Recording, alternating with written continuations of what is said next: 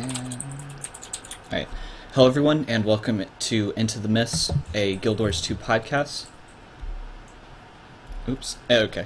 A Guild Wars 2 podcast put on by sittingonacouch.com and mmorpg.com. Today, I am joined by Casey and Jebro. Hello.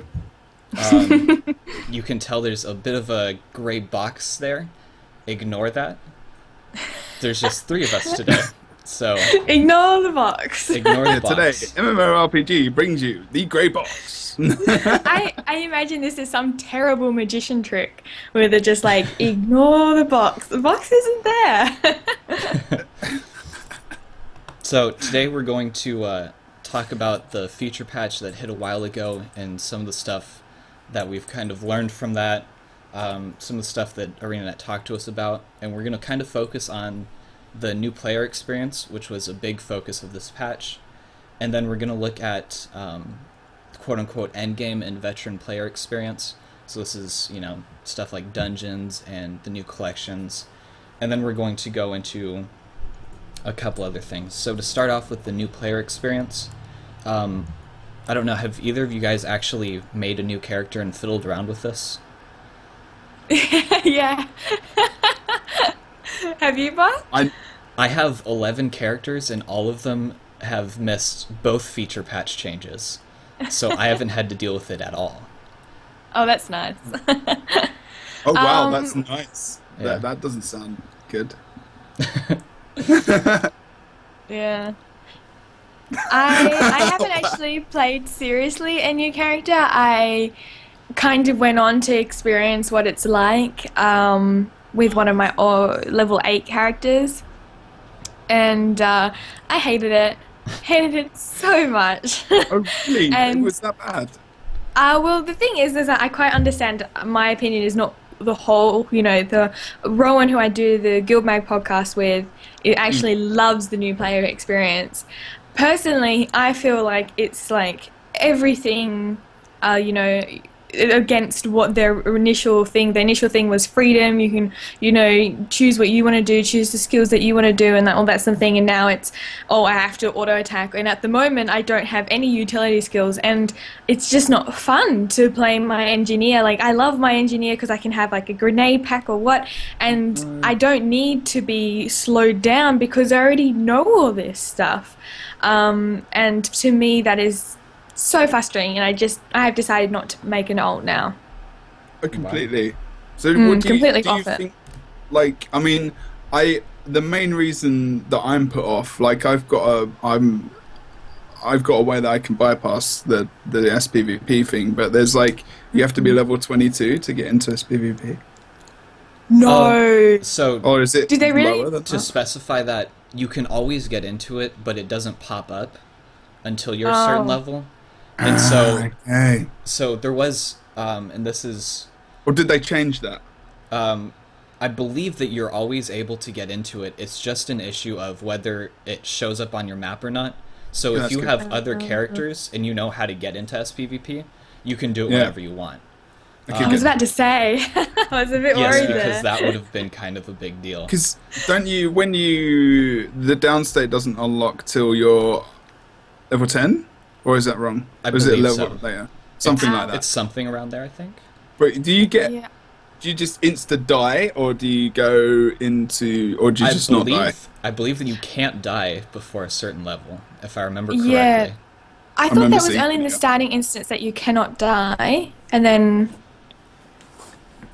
that's ridiculous if you can't die. That just feels a bit like. I have to look it up. I've got a big quote here, but I can't. I don't know if it We're so actually says so. informed.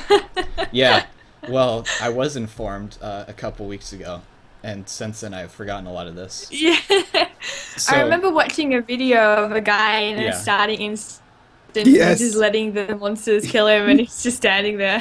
Who was that? I can't remember who it was. Oh, it was funny because it was quite entertaining.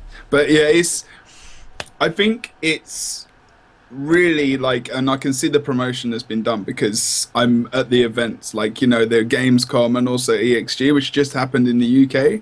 And like the couple of days I've been, they're really pushing promotion for this game at the moment, and more people are starting to play it, which is just insane. Like I think the numbers have gone up exponentially. I'm not 100% sure. I don't know anything about exact numbers. I'm not saying that for sure, but I can see to a degree some of the reasons they've changed what they have. It doesn't.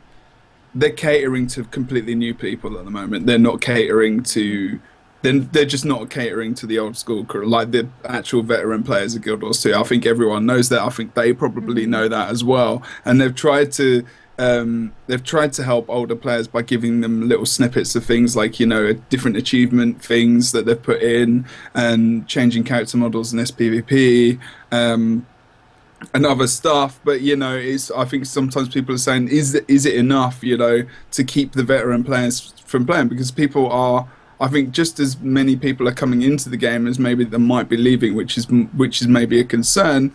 But I'm liking what they're doing with getting new people in, but it's about about keeping the people there as well at the high end game, so that when those new players get to the end game, they've got people to play with. Yeah. And that's the kind of balance they need. But it's very, very difficult to do that, because you could you've changed so much in this part of the game, and then later game it's like there's almost too much to do. But yeah, I think patience is a virtue. I don't know. I see that they've changed in the most recent patch notes for the new player experience. They've changed the Vista's skill points and something else. Diving goggles, I think it was, to really? account bound now. So when you unlock it on one character, you unlock it on all your characters, no matter if the alt. Yeah. Which I think is a step in the right direction. But I think I've said this on other shows. Did you say Vistas as well? Vistas. Certain things. When they originally released the feature patch, certain things that were supposed to be account bound weren't. So they ended up with certain things, and I think things like Vistas, like you said, were included in that, where they wanted to have certain things that, just so they don't overwhelm new players, they wanted to have them be unlocked for your entire account past a certain level, and they accidentally, when they made the patch, they put those to character unlocks. So if you made a new character, even if you had 20 level 80s, they would still bar you from these things where it didn't really make sense. And so, just kind of hopping on our thing, the concept of it obviously is just to, you know, make it really easy for new players. I brought my now ex-girlfriend into the game to play it a little bit, because I figured it's a pretty easy game as far as MMOs go. You know, it's not nearly as difficult. It wouldn't be as hard as, like, say, World of Warcraft, or maybe more difficult games to get into. You can't get into those games. And even with that, even though I was there to kind of talk her through some of the early stuff, she was still really confused by the game, because she hasn't really played video games since, I don't know, like the Super Nintendo. So obviously that's a while ago. Right, so obviously she hasn't played in a while, so she doesn't understand a lot of the things that I think we take for granted.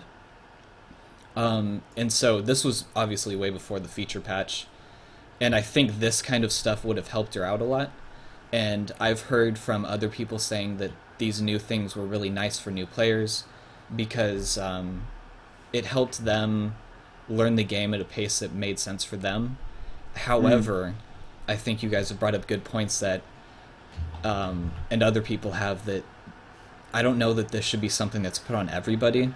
You know, if you already have played through the game, if you already have a level 80, I don't think it makes sense to gate everything, because that was something that people really liked about the game, was that you could make a brand new character, and you didn't feel like you had to level up a ton to start experiencing the game.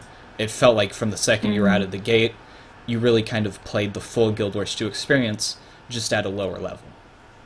And I think that was kind of an error in implementation that they made, where there should be some way to either automatically or voluntarily opt out of some of these things. I think that's... No, you go. I saw your new mic as well. Is that a new mic? Sorry. You're not meant to see I can just see your microphone. Oh no, No, it's nice. It's good. It's a Bring it. shame, isn't it? You're not meant to show. Oh, there you go. Bring the mic. No, bring it. It's good. It makes you look professional. Bring it. Bring in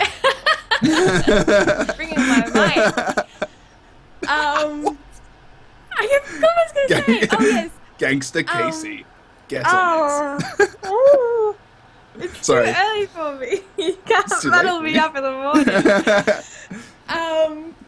Oh yes, that was the thing, is that I totally understand these changes. I'm totally okay with them for new players, and I think that they're really good for new players because the rate of drop off because of the difficulty curve of learning.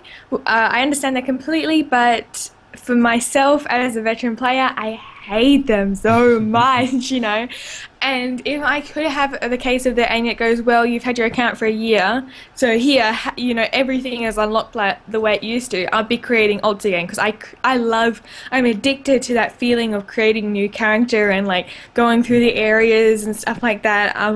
But I can't do it now just simply because I hate those first levels. Even though I have the scrolls to level 20, it's still...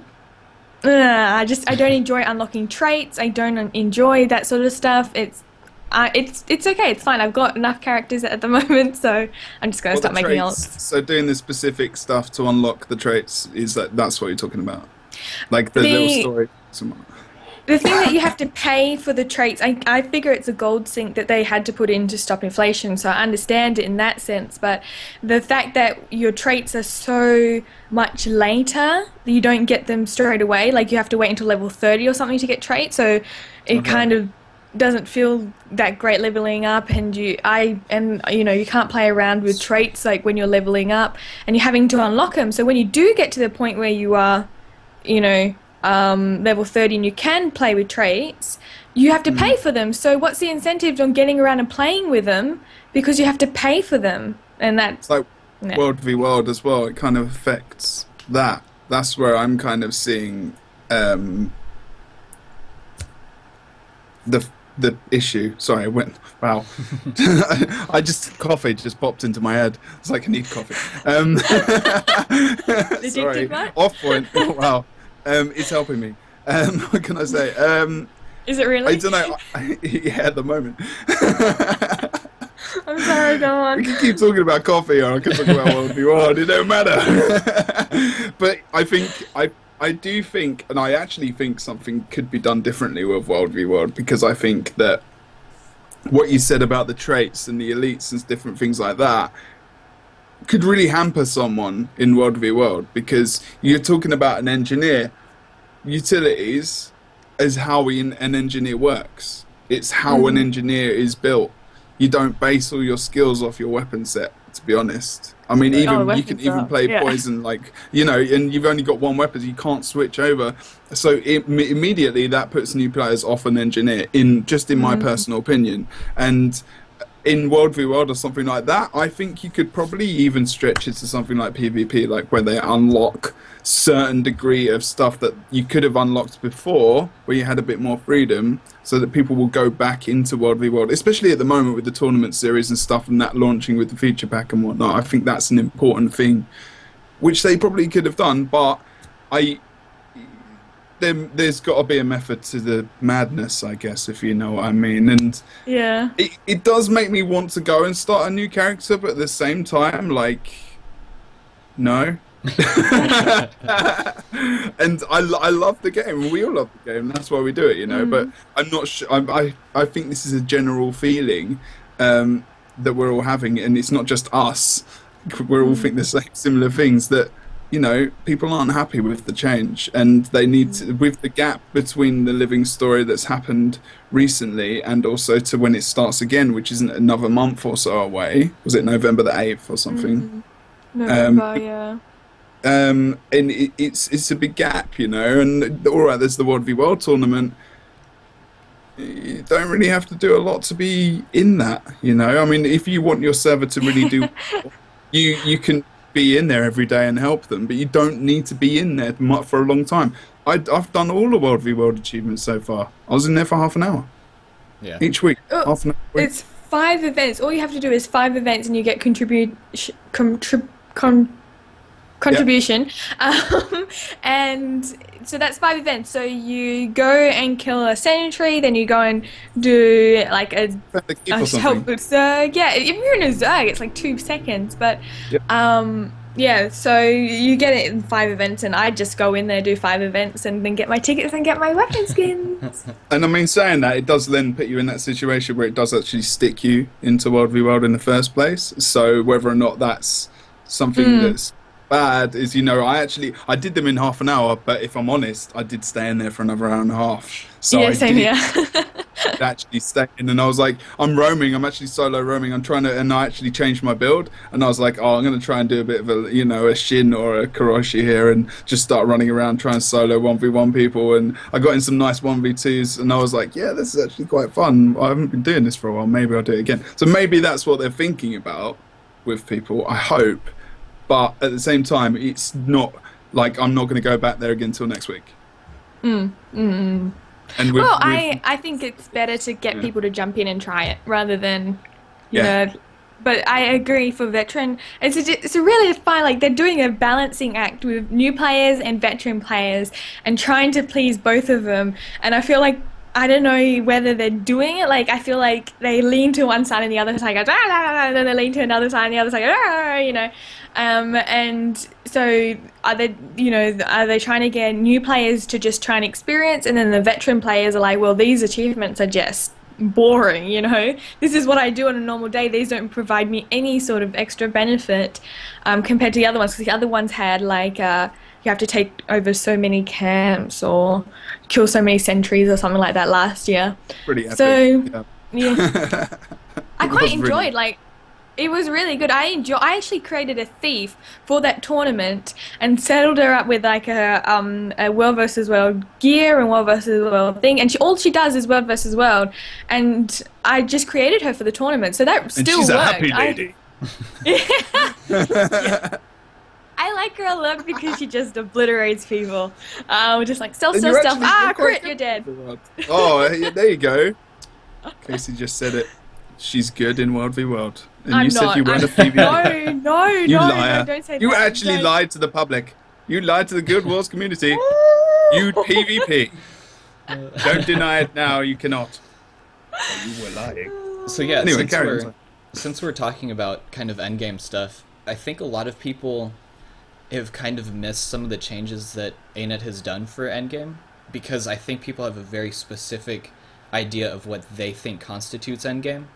Yes. And ArenaNet has a very different idea, and part of it is because the standard endgame that you have in a game like World of Warcraft or anything that's kind of based on that model is you have a gear grind, and that's basically what drives all of the endgame content is your gear grind, the fact that you have to have this new gear, and then you have to do content to get the gear, and then you have to have that gear to do content. And so you always have to keep up with this. The same is true in PvP. Unfortunately, though, or fortunately, for depending on how you look at it, ArenaNet's decided that they will not have any gear grind, really. You know, Ascended is kind of the middle ground, but exotics are as much as you really need for anything, and you can get them very, very quickly. So they have to do something else for endgame. And what they've decided is that collecting things will be end game. Essentially speaking, getting new skins, getting achievements, mini pets, dyes, those kinds of things are end game. And this patch was actually kind of a large step in the right direction because they added collections. And a lot of collections cost like thousands of gold to get if you just buy the stuff. That's a pretty big end game change, but it wasn't, people didn't really see it that way. They just saw they didn't change dungeons, therefore no new endgame. Therefore ArenaNet hates veterans. I mean, the thing is, the thing is, like, when I see, now I'm probably going to get some rage for this. When I see when I see people complaining about dungeons and fractals, I think even I, as a PvPer, have seen the amount of announcements that Guild Wars, that ArenaNet have said, is saying, like, in the short term, we are not, or maybe even the long term, we are not changing dungeons. It's like, we're not changing dungeons. they're not going to change. Well, Like, essentially, didn't what they? they've Didn't they say that? kind of what they said was that they weren't going to. It was very unlikely that they would do another dungeon change like the Yeah. Aether Path rework, because it basically took them as much time as developing an entire new path, and then unfortunately, although you can argue multiple ways on this, the path basically isn't played. Now, that's not necessarily the fault of the path alone. No. It's the fault of just other things in general, that it's not efficient gold per minute, which is basically the big kind of metric that you use on whether content's worth playing or not in endgame.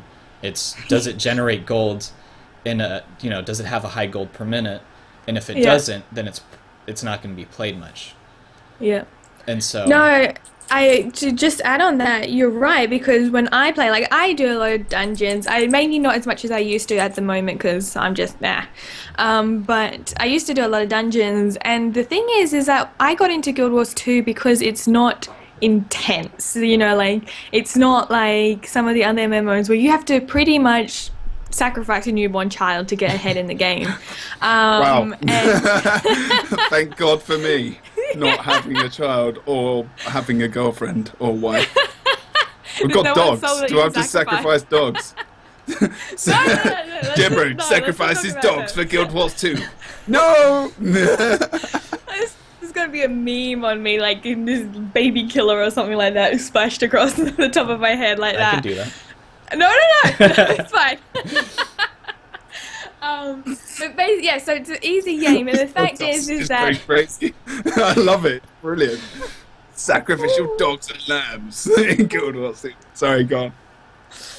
I've started something horrible. But basically, it's easy going. Like, I really don't enjoy content where I have to sit down for 2 to 3 hours, and it's like, you have to be here. And I'm the sort of person that is like, if you have to be here, I'm like, I don't want to be here anymore. Like, it's just a psychological stubbornness. And so I really enjoy the fact that I can go into a dungeon. Sorry?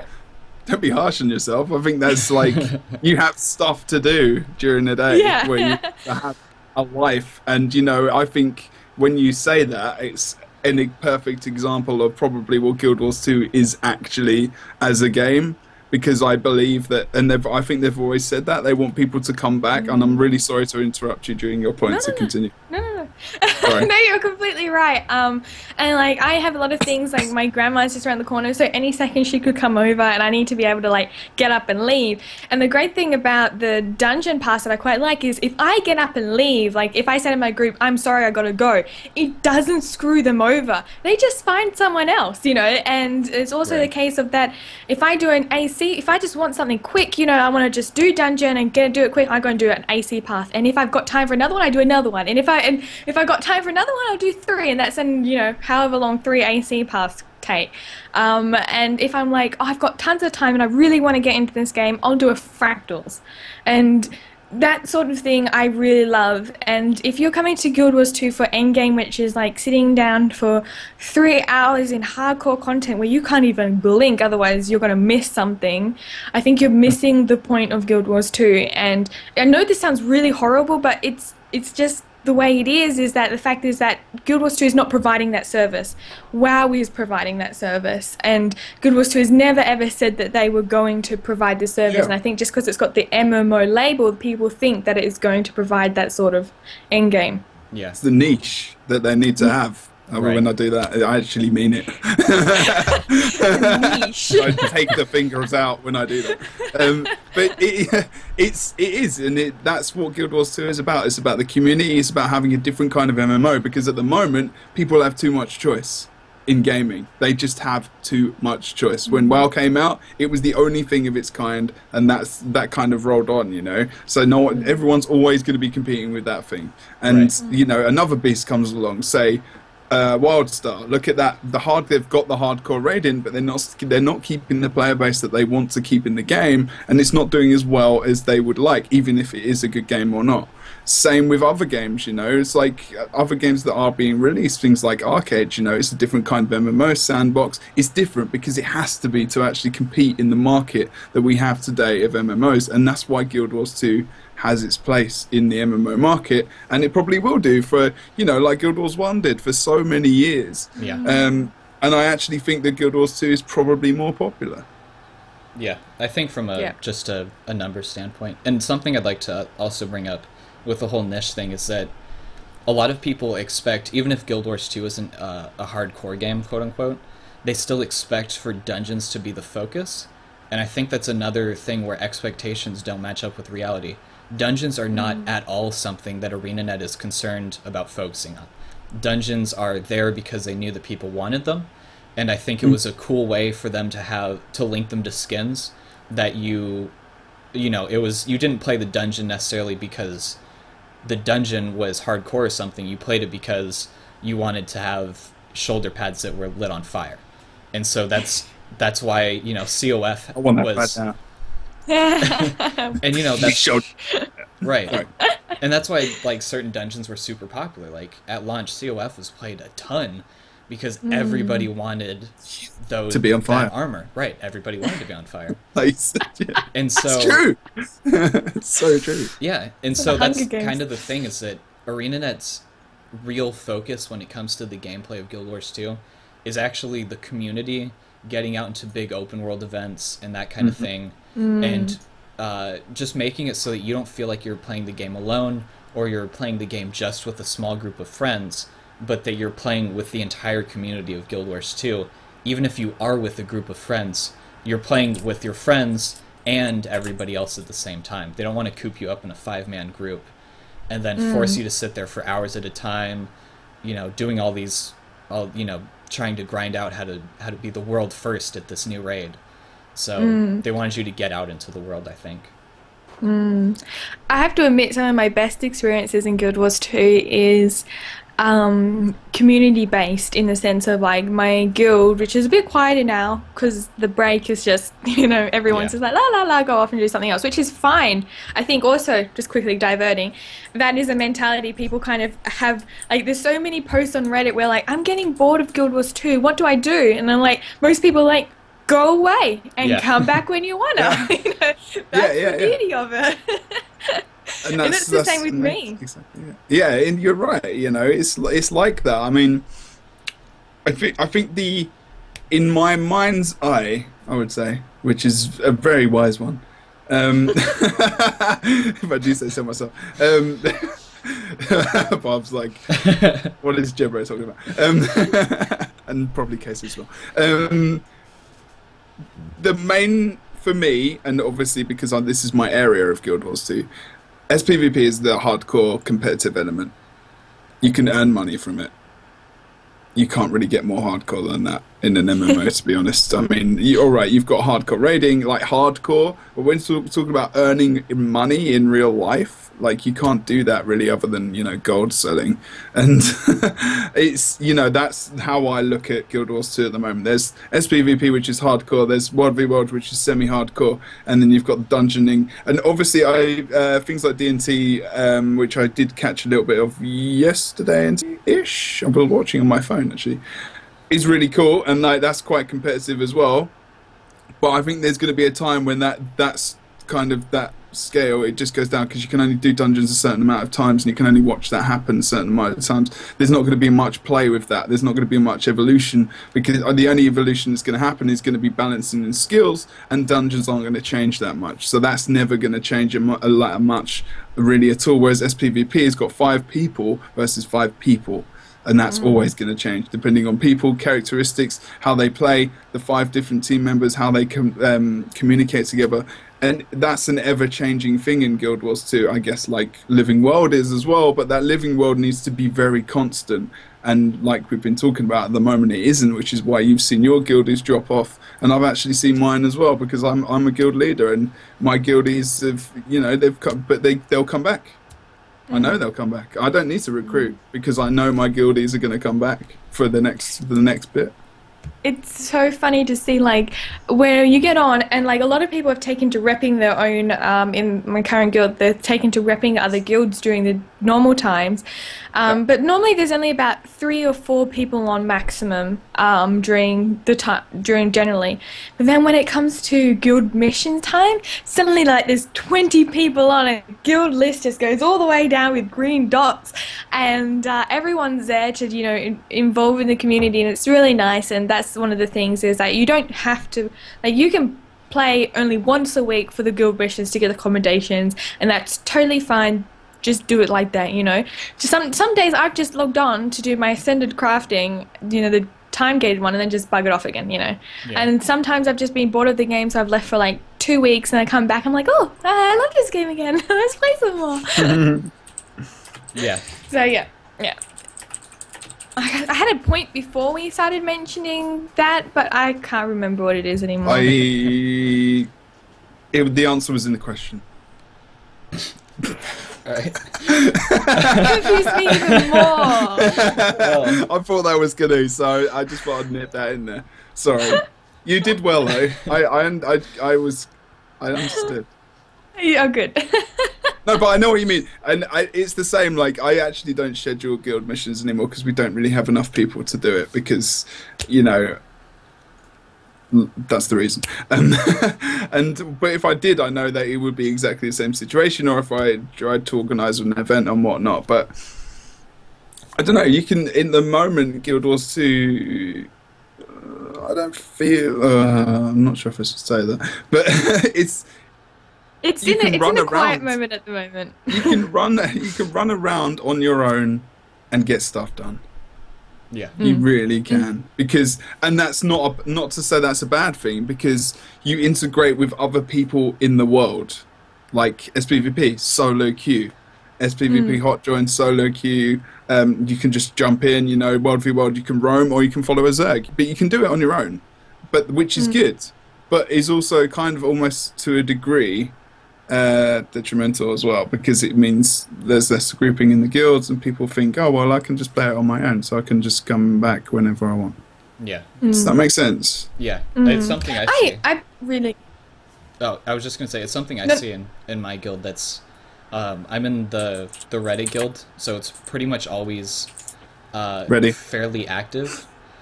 And so like there's a bunch of people on even like during the normal day. But a lot of times you'll see that they're not doing anything together. They're just kind of online. A lot of them won't be repping. Like our World v World section of the guild has completely crumbled, so that just doesn't exist anymore. And so there's kind of this feeling where if you log on during the normal week, you might say hi to some people that you know, but there's not there's not much going on. But then guild missions, which you reminded me of, which I'm also horrible at attending. Like every single, because they happen at Saturday at a certain time that I don't even remember, and every single Saturday I tend to log on right as they end. But there's always a lot of activity going on, and it's always kind of cool, and it's something that I've tried to do, like to be a part of, because you can kind of get with your guild, do some fun stuff, talk with people, have a community feel, and it lasts for like an hour to 2 hours. You feel like you've been rewarded for it because guild commendations are unique in the game. They give you things that you cannot get otherwise, or if you can, like certain ascended things, they're far more expensive. Like guild commendations are a super easy way to get, I think it's earrings. Accessories and Berserker exotics. Yeah. Like, they never go out of fashion, everyone wants those. Right. So, it's one of those things where, like, you want to log on to do the guild missions anyway, because the rewards are good, and the fact that you do them with your guild and you get this community aspect just makes them better. And so I think that's why they get a lot of guild attention, and I think it's why a lot of these other things, like dungeons or fractals or open world events, get less so, because nowadays with dungeons, they've been out for 2 years. Most older players probably have all the skins from dungeons that they want, so there's no need for you to run that specific dungeon unless it has a high gold per minute.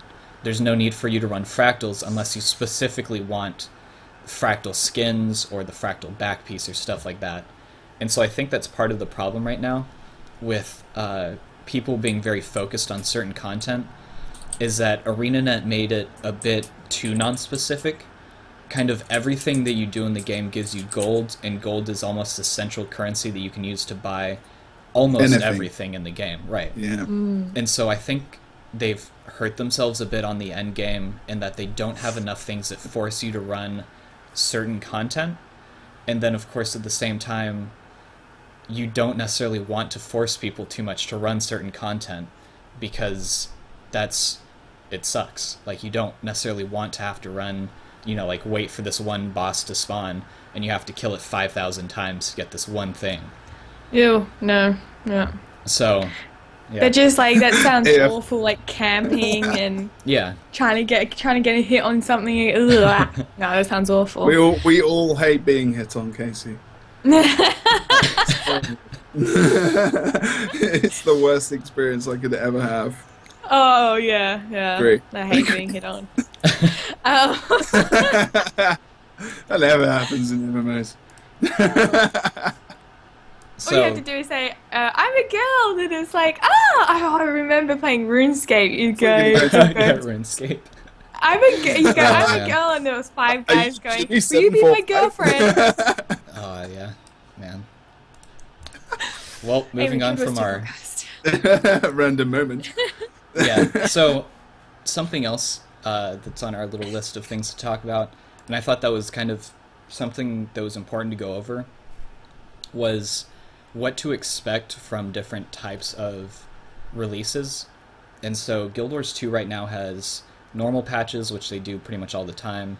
Then they've got feature patches, and then it's pretty well known that they're working on an expansion. We don't know when it's going to come out. We don't know how far along it is. What, It's you didn't know? known? No, Yeah. I didn't know. I didn't know either. How do you guys know? No. No. Because I sure pay about attention. Duh. You are sure about that? Yes. Yeah. How sure? Okay, good. I'm 100% sure. They've got... Yeah. Wow.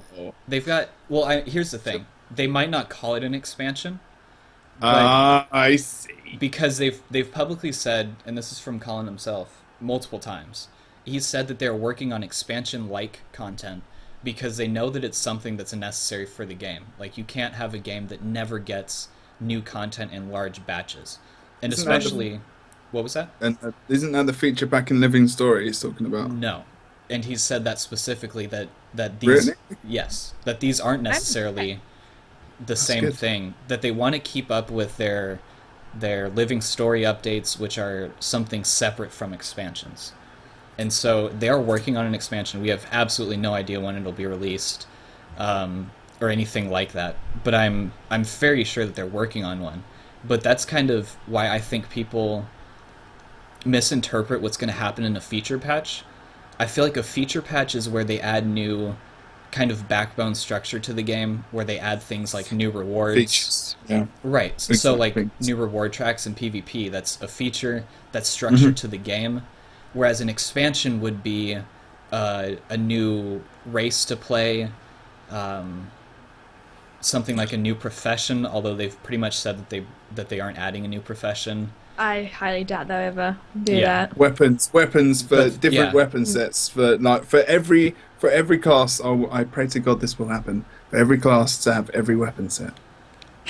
Oh, wow. They have said that cool they would that want be? to add more weapon Necros sets, with a shield. but Oh, yeah. Elementalist with a bow. That'd be so cool. It would just be. It would.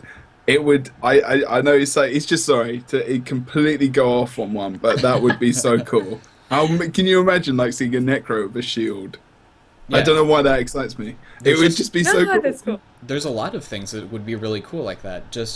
Not just because it's cool because we haven't seen it, but also new skills open up so much more of the game because the game is so heavily based not on what you play, but just the combat and things like that. That Yeah. I think just adding new skills and stuff would make the game so much different because you're changing what builds people play. For PvP, it's huge. Same Yeah, probably World for Worlds, World v yeah. Worlds. So even in PvE, if they manage to shake up some of the current meta that's going on. And so I think that's kind of what they're talking about, and they have said obviously that they want to add new weapon types, and also make the current weapons available more broadly. So, but I think those are all kind of expansion things that they would look at, and I think that's where sometimes they get hit, because people expect certain things from patches that they aren't going to get. Like, if there's just a normal patch coming up, you shouldn't expect for a huge change in balance. You shouldn't expect for a brand new dungeon to be added or something like that. Just like in a feature patch, you shouldn't expect for them to add, like all of Cantha, right? That'd be like a really... But people talk about stuff like that where they aren't adding these things for a feature patch, and that's kind of one of their things to criticize it. But then you're like, that's... You shouldn't expect that anyway. Judge the feature patch on what it is actually going to be able to provide. Not something completely different. There's like a philosophy about happiness, and it's like, if you want to be happy, don't expect things. Like, because as soon as you start to expect things, then you get disappointed. But going back to the expansion thing, it makes me so happy to hear that. I'm so happy, because I honestly think that the expansion aspect is really important to MMOs, because it creates... it's a big event, like with the patches, like the slow... Because I remember Colin Johansson once said that, he'd like the game to grow and, like, just slowly, like, spread out, like, over weeks, and then over a couple of years you've got new areas and you just spread out. But that's really good and all. Like, it's a nice idea, but I believe that the expansion hype is super important to the game. Yeah. The oh my god, something new, and the excitement that everyone gets, and the ability to polish content before it goes out, and big new areas to bring in people. I think that's really important, and I really like this idea that they seem to be doing, if this is a case where the living story acts as a bridge to an expansion. So, for example, like, don't expect it, this is just my ideas, like, I'm not saying this is going to happen to everyone, but, like, if the living story is... No, don't say that. The living story is the bridge to, for example, the next boss is going to... The next dragon, is going to be Mordramoth. So, if the living story acts as a bridge, like, Top Dry is that little, little area that we just go on, and then they release an expansion which includes a new dungeon with Mordramoth, or however we're going to kill him. I have no idea how we're going to kill Mordramoth, but that comes out in an expansion, and this living story is a bridge to it, which is really, I think, a really good idea for adding hype. When they're talking about the game, like, the new expansion, Tooth of Mordramoth, whatever it's going to be called, is coming out, play the living story to, for a sneak peek of it, or whatever, something like that. I think that's an awesome idea. That name. That's a great idea. I hope they thought of it. That's actually a good name. I think it's a skill in the game. Like, I think... I think they've only figured out Mordramoth's name because there's a skill that the experimental I can't remember what it's called, the experimental thing in COE, the ugly big experiment thing, he does skills, and the experimental thing. Yeah, I can't remember what it's called. And each of his skills he's actually like a combination of dragon powers that the Inquest have like pushed together and experimented on, and each of his skill is like one of the dragon's powers, and that's the only, and one of them is called the Tooth of Mordramoth, and that's how they figured out one of the dragon's names. There's my little lore bite for the day. Very interesting. Yeah, I try my best. Huh. And I think it's called, it's the Alpha Golem or something like that? Alpha Experiment, something like that? Something like that. Yeah. Alpha... I put COE Alpha and it corrects me to code alphabet. Thanks, Ricky. Subject Alpha. There we Subject go. Alpha. Subject Okay, yeah. Alpha. Alright. But yeah, I think that's kind of a good point that they're trying to, and I hope that's how they're doing it, because that would actually be a great way to put in a new expansion. especially if they do things like, I'm not 100% sure because I don't follow the lore nearly as well as other people, but a lot of people guess that the Tengu will be the next playable race if they add one, because they're Yeah. Dwarves. Bring them back. I want dwarves in it. well, lore-wise they Okay, kind of man. screwed themselves on that. Yeah. One day they will. They will Well, rise up and from one that they forgot about. I think you From mean one. two. Yeah. No, they can. It's like gremlins. Don't feed them at night. Someone in the You know German what? diary feeds Ogden after night, and he's like, "Ah!" Wait, no, we should just do another show because someone needs to explain to me about dwarfs and why they're not in the game. Because it just upsets me. There's a good reason. There's a really good reason, and all of Guild Wars 1 is about that. I don't want to play that. I want to play Guild Wars. But I don't like Guild Wars 1. I want to jump. God damn it. Oh. But yeah, no, yeah, those, you're right. When you said about the hype, it's important. Like, you want an expansion to do that, and it gets people coming back, you know. And if there's so much content in an expansion, which, you know, they've shown us like new things, like new SPVP maps that they've been working on, Yep. but they're not in the game. And this was ages ago. Yeah. So they're coming. It's a matter of time. They're coming.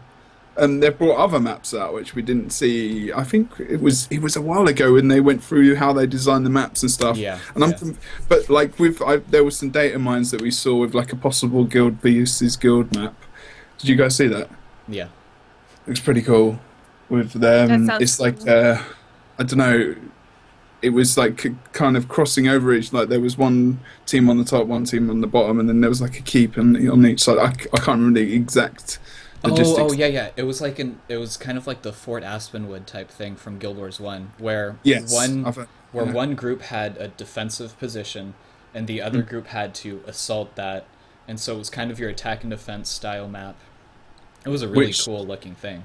Yeah, exactly, and it looks cool, you know. And I think that's something maybe that we might see in it, or it might be something that might just kind of give us, you know, hey, Merry Christmas. You know, well, maybe, you don't know, but it's in there, you know. It's in the game, like it's kind of, you know, people data mined it, so it's got to be around somewhere. I don't know. It's just my own opinion, but yeah, I'm convinced they're going to drop a load of stuff on us. Because I think, you know, this is just the way Guild Wars 2 is. Yeah. They kind of surprise you, like in different times when you're not expecting it whatsoever, and then it'll be like, we're doing this, by the way, hype. and it kind of it works, and then sometimes it doesn't. But you know, I think they're still learning. I think and I said this before with the market we're in at the moment, it's a different market from where Guild Wars 1 started. They've got more competition. They need to find their space, and I think they're still trying to find their space in the market, because I don't think Guild Wars 2, in the strictest in the terminology, is an MMORPG, but isn't. Does that make sense? Yeah. I used to Because say it's that about almost Guild Wars so 1 as well. SPVP, like with SPVP as well, you know, there's that kind of the hardcore SPVP mentality with same with MOBAs and stuff as well. So it's not just an MMO, it's loads of stuff in one, and when you combine so much stuff and you want to make all these game modes so good, something's gotta waver somewhere, you know, something's gonna suffer, because you're trying to make everything good and you've got so much stuff to make good. You've got to have so many resources, and I think, you know, it's a tough job. Yeah. Yeah, there's another thing that when you say there's going to be an expansion, like, it always surprises me how small ANA is compared to other companies, and how little people they have compared to the They bigger have studios, little even people though, there. you know, how no number of people they have. Isn't it around 200 total? Something, yeah, I thought there was something like that. Yeah. And I remember them saying like they have 5 groups, content creating groups, and then they just combined them into one now or Okay. something like that. I think The they team- have 5 living story groups or something like that because they've got Yeah. one SPVP team, I think, as well. right. So they've got like they've got however many living story groups, and then they've got. I know that map creation is a shared resource, so they kind of move around. I know that they've got their balance team, which is I believe 3 people, and then Chaplin People. is kind of Yeah. heading over it. So Yeah. they've got a lot of different groups, and then obviously, even within a company of 200, you're going to have a lot of people who aren't part of actually developing Guild Wars 2. The accountants and the receptionists. Right. Exactly. You have to Marketing. have all those PR. people. Yeah. Yeah. So that's when you say expansion, and I think of like how much effort goes into living story and how many people that takes up. And I mean, you can tell that they're always at crunch time at ANET, like they're always working hard. Who's doing the expansion? Like, is that Well- why College Johansson has been so quiet lately? Well, actually, this was something that I believe Wooden Potatoes brought up in one of his videos, was that they've had fairly big name people like lead content developer or something like that, people with kind of fancy titles who haven't had their name attached to anything Guild Wars 2 related since the game has launched. They're still on the payroll, they're still there, but they haven't released anything, whereas nowadays we tend to know who's responsible for what gets released. Like living story teams will go on the POI thing and they'll talk about it, and they're very happy and proud of their work. They say this is something that I worked on. But they have people who haven't had any of that, and so that was one of the reasons that people had speculated before on why expansion was extremely likely, that they just had this group that they're working on something. They're not paying them to just kind of sit around. But So excited. something that I wanted to bring up that I'd forgotten when I first mentioned it was they had a talk with investors recently, and it was broadcasted online, and I know quite a few people who watched it.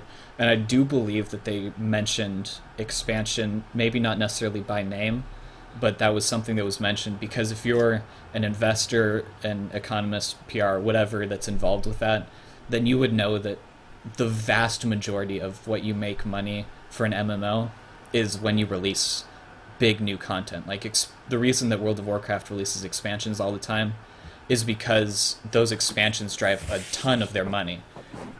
Subscriptions keep things going in between expansions, but expansions are really what fuels games. Yeah. And that's The why boxes, it's kind yeah, of exactly. so surprising that Guild Wars 2 hasn't done that yet, when at this time in Guild Wars 1 creation, I'm pretty sure all of their campaigns plus Eye of the North were already out. Like they Yeah, were that can out be right. within- In 2 years? Yeah. If you go and look it up, they came out extremely quickly. Wow, that is nuts. They came out, I don't remember the exact timetables, but they came out super fast. And it was actually an issue for them. Casey's face. She's like, what? Yeah. My mind is blown, man. To get that sort of content out in 2 years, let's see. It was 3 it years was max. release date 2006. And hang on, Nightfall came out 2006 and the game only released in 2005. Yeah. They released campaigns just at a blinding speed. And it ended up being an issue because then they said that they had all these things that they had just pushed so much new story and stuff into the game that they couldn't really do much more because it would I forget what their exact reasoning was, but it actually ended up being a huge issue for them. Like Wow. balance-wise, it screwed everything up for ages because they had just a gigantic inflation in new Yeah. skills. Story-wise, they ended up doing all this, but yeah. So they did. That's why it's so surprising to a lot of people, because Guild Wars 1 was basically finished Yeah. before Guild Wars 2 has released its single expansion. I'm so impressed, man. I did not know that. Yep. Bob's is- like, yeah. Yeah. Have that, son. Knowledge bomb, mate. I got the info. Look at this. He knows his Yeah. stuff. I have to look this Impressive, stuff up when sir. I argue with people on Reddit. So I know this. You don't argue, you discuss. That's what you No, it's arguing. I actually go and argue with people. It's fine. That's kind of what Reddit's like, anyway. Oh, somebody brought I- up a good point in chat that one of the problems was that the player base was spread too much too quickly. So, you know, Yeah. they released, that's one of their reasons for why they haven't been just kind of like throwing SPVP maps you like crazy, because Yeah. they did that in the first game, and then it ended up being that like nobody played half of them. And so you just kind of had like, like you complain about queues now.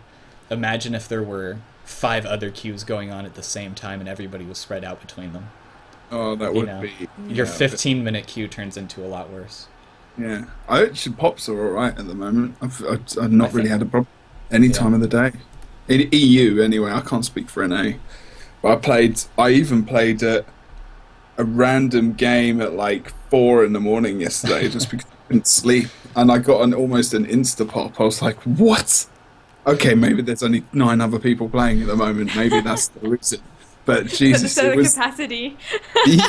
yeah, and I was like, what the hell? It was good though. It was good. Sorry. So, moving on with our little thing, I just wanted to bring up, we don't need to talk about them a bunch, but they've had a couple of CDIs. I believe that there's been 1 or 2 already. So they had the guild CDI where they brought up guild features and stuff that they wanted to do, because guilds are obviously very important to a lot of people in the game.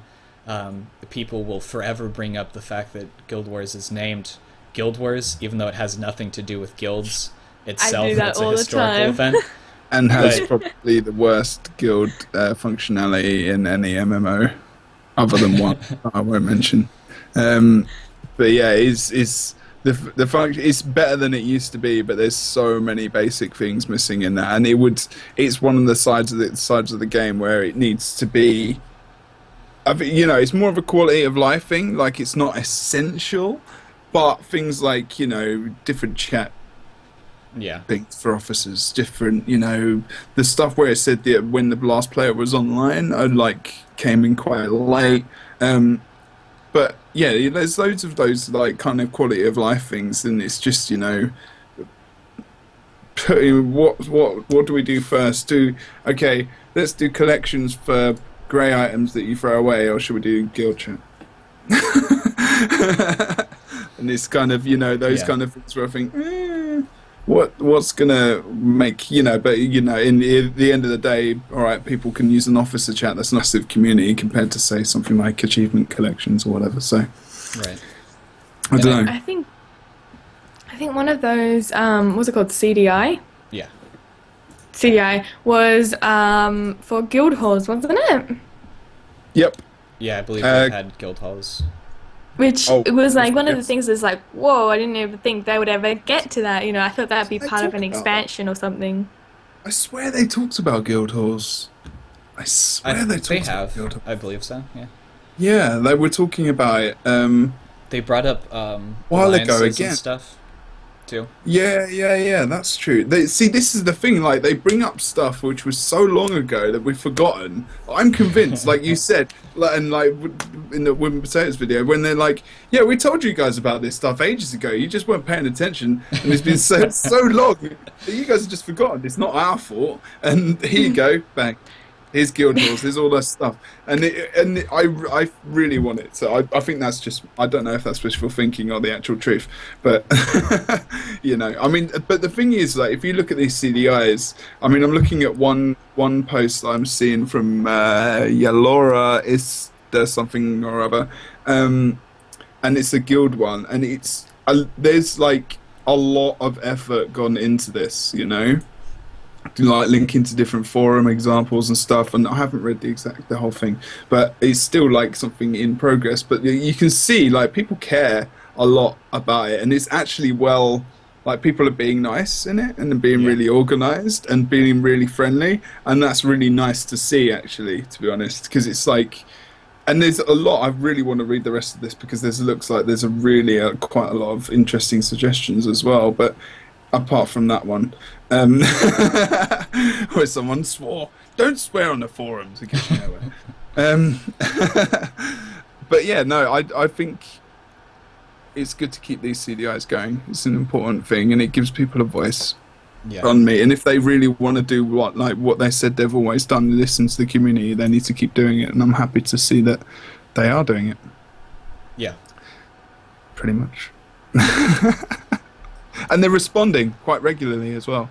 Yeah, and I Which is think nice. CDIs are really nice because it gives them a very singularly located area.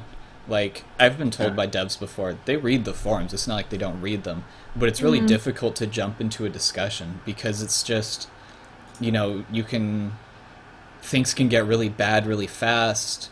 You can stick your foot in your mouth completely on accident. You didn't necessarily mean anything, but just because of the way you said it, or the fact that you said it but you didn't say something else somewhere else.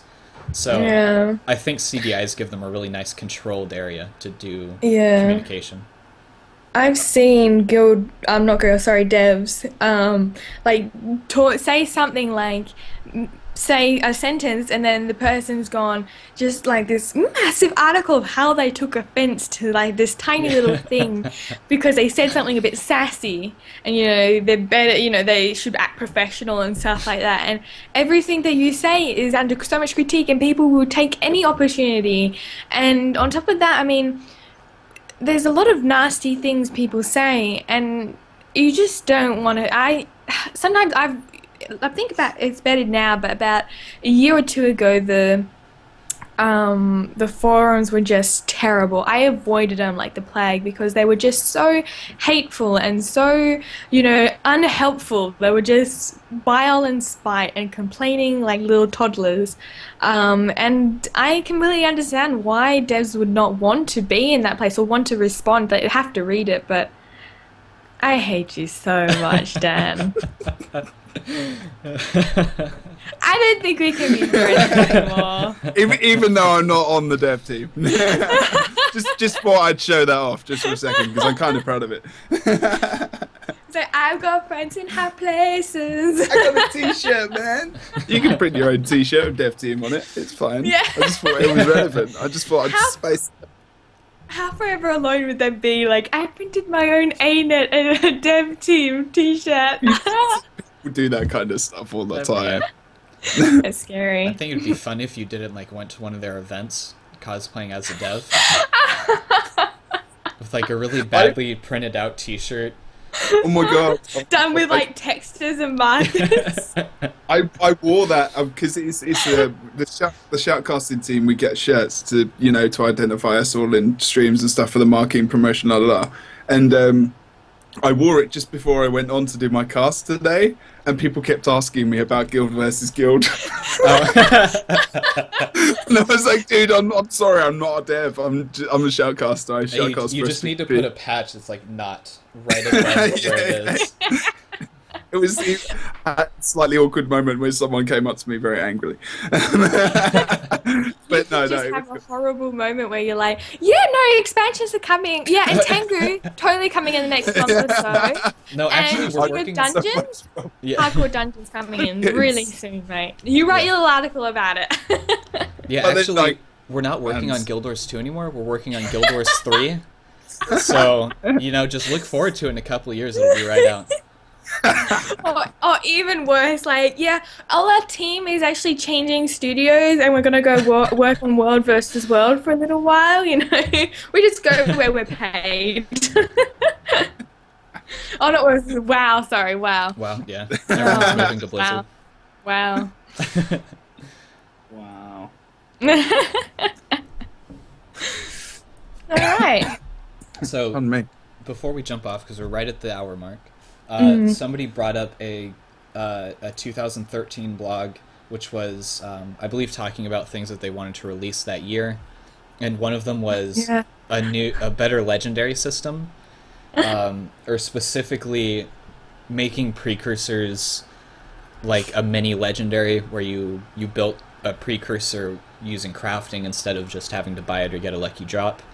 And so I think that something important to note about this is, first off, they've had a couple of blog posts in the past where they posted things that they were wanting to work on, but they didn't have slated up and actually done yet, and people have actually gotten in trouble for it because they weren't ready to go, and there's obviously been a big backlash. And then go on Reddit daily and you'll see it kind of thrown at them, like, why isn't this in the game yet?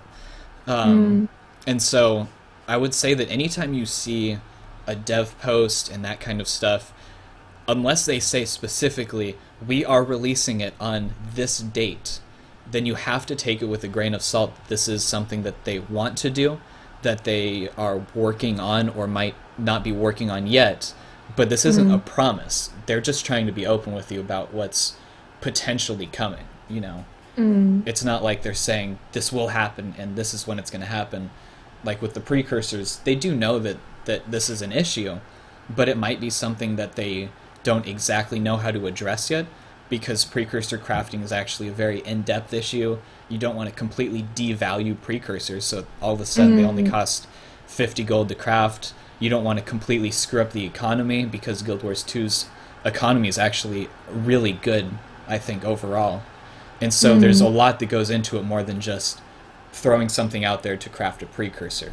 And so, you know, it's something that they know about, but it's maybe not something that they could do in the time frame. And so many people would just be, you know, completely felt done over. You know, I mean, for example, like, I have now a legendary. Like, I've got a legendary rifle. Some guys from the PvP community were very kind enough, and I didn't say anything. I just said I was going for it, and they bought me a precursor. I got everything else, and you know, it cost them a lot of money. Right. Yeah. And like you said, can you imagine if that price went down so low that they had to then, you know, everyone's just like, I just like spent my life in front of Mystic Forge, or I just spent 1.2k gold on some precursor, and it's like, how is that fair? And like you said, that I just don't think they're going to change that anytime soon. And if they did, they would have to do something like kind of not reimburse people for something, but, you know, give the people who spent so much effort to get those things some kind of compensation. But you cannot do that. There's just no way they can do that. There's no way they can track. I mean, they could track it, but, you know, I mean, it's like everyone's got legendary have like 1,000 gold. Well, actually, that's fine. That a mentality of like you have to reimburse. It doesn't work in games, because the point is that the game is changing. It's always changing, and you know, it's like going, oh, I sold all my tier 6 mats, and then you released a map where it was really easy to, you know, or something increased the value, so it's your fault, reimbursed me because I sold them before the price went up. I don't think that it works like that, and people's mentality like that is just childish. Oh no, I agree. But I'm saying that as like that's what kind of people would say, and that's you'd feel like it would be. That's why it can't happen. Like it can't. In my opinion, it cannot be something that you can craft, or you can. Maybe the drop rate increased a little bit, like a smidge, like 0.1%. Honestly, I think their best goal is simply, if you make crafting, you still have it be the same kind of golds, because I don't think that gold is actually the issue with precursors. No. Yeah. I think the issue is more that you don't feel like you're doing something every. Like when you get it, when you get 10, right? When you get 10 more gold towards your precursor, you don't feel like you've actually got it. Like I've got right now, just short of 1.3 thousand golds, but it doesn't feel like I'm working towards anything. I'm just getting it because I know at some point there might be something that I want to buy, so I'm kind of building up this golds, and I know how to play the trading post so I can do it. But I don't feel like I'm actually progressing, so it doesn't have the same kind of feeling that a legendary is supposed to feel. And so I think that their best bet with precursors would be kind of establish a price that makes sense, that isn't lower than what it is now, and that is what crafting legendary is kind of going to cost. So even if they introduce crafting, it still costs a lot to craft it, but you can earn that crafting. You can feel like you're building up towards something.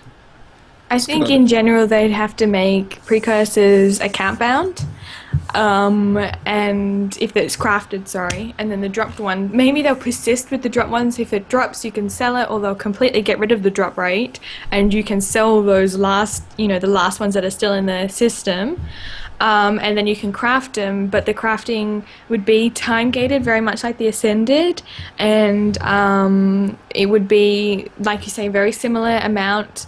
Because I think 3,000 gold for a precursor, I can't remember what it is a bit ridiculous. I think it's like, what's the Bifrost one? It's like 800. I think the most expensive precursor is under 2,000. Oh, okay. So yeah, but still, that is a ridiculous amount. Speaking as someone who plays very casually, but I still farm and stuff like that, and I like to buy things, and I have a lot of alts. But I think reasonably 1,000 gold is the maximum that should be for a legendary. So if you craft it, maybe lower the price, but make it account bound, or I mean. Those people are smart. The whole life is built around building games, and they've got degrees or whatever, and they're smart people. I think that they can definitely find precursor crafting without, because at the moment it is seriously a case of people are just exchanging money to pay for it, because saving up that much in game, like you would have to save months and months and months, and it'd be full on farming to get that sort of amount, and then it's just one item, and it doesn't feel worth it, you know. There's been a couple times where I've heard people quit the game because they can't be bothered, you know, getting the precursor, and there's nothing else for them that they feel like they want to do. Yeah, I mean, they have a I think his name's Evan Lesh, I believe is their economist. He's great. He's made I think he's really good at what he does, and so I highly doubt that they would do something silly like that, because he's defended things on multiple times with very good presentations, really understanding what's going on. I've seen him multiple times talking about why TP flipping isn't literally Hitler. Like, he's talked about how this is actually a really important gold sink for the game and stuff like that. And so I don't think that they would make a dumb choice. So no, I agree. I've read some of his posts and I've gone like, I don't understand it. Or John Smith, that's what the person in chat says his name is. I've read some of his posts, and I'm not an economist. Like, I know nothing about money. Ask my husband and look at our budget. I know nothing about money. But when I read his posts, I'm like, oh, that makes sense, you know, like, and a lot of the things he says, he's very well articulated, and he seems to really know his stuff. So I agree. I'm totally agree that he would be right for it. Yeah, this person's right. Evan Lesh is the programmer that's all over the SPVP forums that responds to stuff really nicely. I like to imagine that people like the devs might say, like, oh, I'm the accountant? Oh, well, is that what I'm meant to be doing? Damn. Yeah. Where was my see, I'm okay. I'm like, I have an excuse. It's 2 a.m. So for me not to react, because I've actually met him as well, and because that's kind of embarrassing. But I didn't actually just say, yeah, you're wrong. Yeah. Oh, well. But yeah. So I think that's pretty much it for today. I wanted to bring up one last thing that somebody mentioned in chat, or that they didn't mention, but I remembered. A fun little thing, since we've been talking about the trading post a bit. So if you type in "I am Evan Nashblade," remember to capitalize the E, the G, and the I. It changes the entire mode, and so everything is really small, and you can fit like 100 results per page. And so it's just a little Easter egg, although it is functional. I use it a lot because it makes certain things a lot easier. Where? Sorry, what did you say?